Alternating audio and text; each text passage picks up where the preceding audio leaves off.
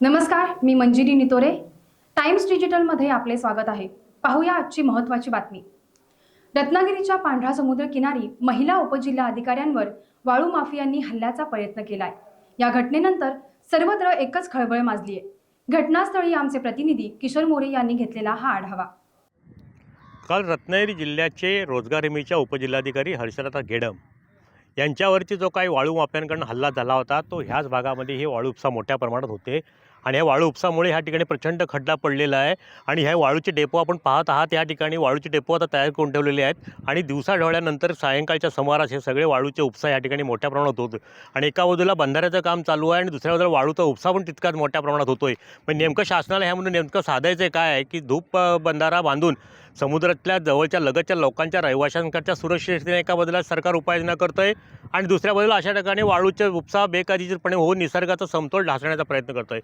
ही खरं वास्तविक जागा पाहता ही मेरीटाईम बोर्डाच्या अंतर्गत येते. आपण पाहत आहात ते मेरीटाईम बोर्डाचं समोर ऑफिस आहे. वरिष्ठ सगळे अधिकारी जिल्ह्याचे ह्या कार्यालयात बसतात, पण त्यांना आपल्या जागेमध्ये नेमकं काय होतं आणि काय घडतं आहे आणि कोण वाळूचा उपसा करतं हे त्यांच्या दिसत नाही. हे मात्र आश्चर्यजनक म्हणावं लागेल, कारण एका बाजूला समोरच वाळूचा उपसा होतो आहे, दुसऱ्या बाजूला समोरच नजरेच्या अंतरावरती हे कार्यालय आहे महाराष्ट्र मेरीटाईम बोर्डाचं, त्यांच्या अखेरच्यात ही जागा येते. म्हणजे नेमकं कुठं कोणाचा अर्थपूर्ण व्यवहार आहे आणि कोणाचं नेमकं काय कुठे चाललं आहे हे त्याला सामान्य माणसाला सांगता येत नाही. पण एकंदर दुर्दैवाची बाब की ह्या जिल्ह्यामध्ये कधीही महसूलच्या अधिकाऱ्यांवरती हल्ला झाला नव्हता, पण कालचा जो प्रकार घडला तो संपूर्ण जिल्ह्याला अतिशय घृणास्पद असा आहे आणि त्या माध्यमातून जिल्हाधिकाऱ्यांनी ह्या अवैध वाळू उपशावरती कारवाई करावी आणि असे प्रकार पुन्हा घडू नयेत याची दक्षता घ्यावी.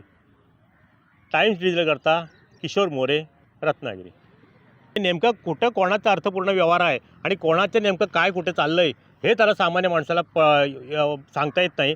पण एकंदर दुर्दैवाची बाब की ह्या जिल्ह्यामध्ये कधीही महसूलच्या अधिकाऱ्यांवरती हल्ला झाला नव्हता, पण कालचा जो प्रकार घडला तो संपूर्ण जिल्ह्याला अतिशय घृणास्पद असा आहे आणि त्या माध्यमातून जिल्हाधिकाऱ्यांनी ह्या अवैध वाळू उपशावरती कारवाई करावी आणि असे प्रकार पुन्हा घडू नयेत याची दक्षता घ्यावी.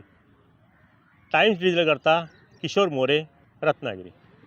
टाइम्स डिजिटलला लाईक करा, सबस्क्राईब करा, शेअर करा आणि बेल आयकॉन दाबायला विसरू नका. पाहत रहा टाइम्स डिजिटल.